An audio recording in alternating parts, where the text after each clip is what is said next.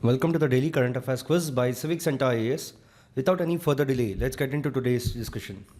So the first question here is a three-statement question regarding the 10th schedule of the Indian Constitution. See, the 10th schedule of the Indian Constitution governs the disqualification of legislatures on the grounds of defection.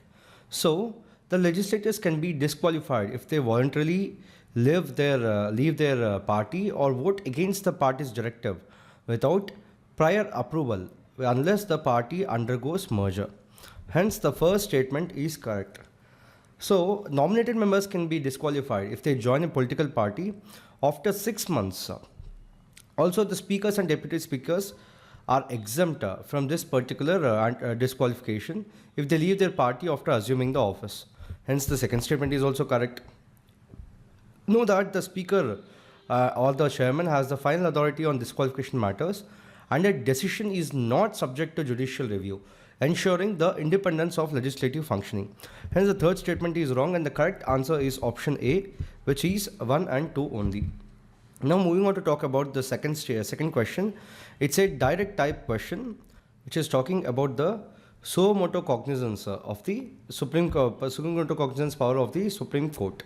See, the suo motu cognizance allows the Supreme Court to take action without any petition, particularly in the matters of public interest or when the judicial intervention is required. Hence, the first option is correct. The Content of Courts Act of 1971 empowers the courts to act on their own in the cases of contempt.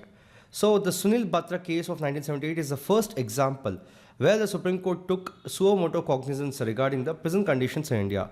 Hence, option B and option C are also correct. Furthermore, the suo motu action is not confined to cases involving fundamental rights.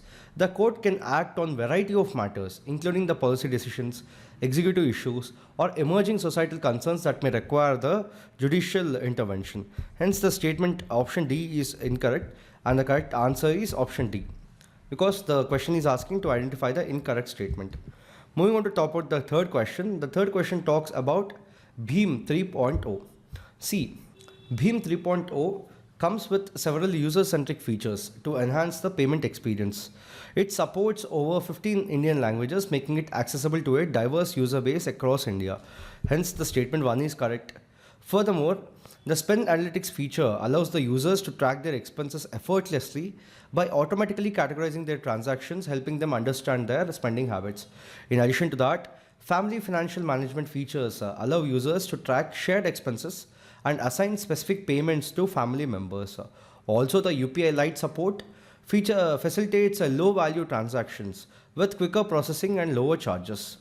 So, the statement 2 is correct, and the correct answer is option C, which is both 1 and 2. Moving on to talk about the fourth question, which talks about equalization levy. So, the equalization levy was introduced in the year 2016, is a 6% tax on the payments made to non-resident service providers for online advertisements, specifically targeting foreign tech firms like Google, Meta, and Amazon. So, the tax aims to ensure to a similar tax treatment for the both domestic and foreign digital businesses. So, here the first statement is correct. However, the tax faced diplomatic concerns, particularly from the United States, which argued that the tax was discriminatory and disproportionately affecting the US companies. As a result, the Finance Bill of 2025 proposes to remove this levy from April 1 of 2025. So here the second statement is wrong, and the correct answer is option A, which is 1 only.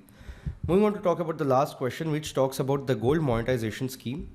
See, the gold monetization scheme launched in 2015 aims to reduce India's reliance on gold imports and use idle gold for economic growth. Hence, the statement 1 is correct.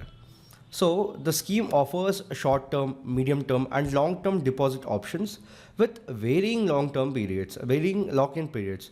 However, the medium-term and long-term components will be discontinued from 26 March of 2025, though existing deposits will continue until redemption. Hence, the second statement is also correct. So, the short-term deposit component will remain in effect, but its terms will be determined by individual banks.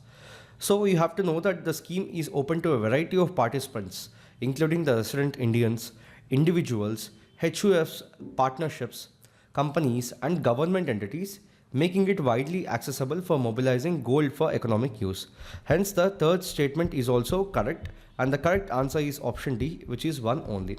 So, in this video, we have discussed 5 questions from today's current affairs topics from the Hindu, the Indian Express, and the PIB. We'll be back again with another video tomorrow. Thank you.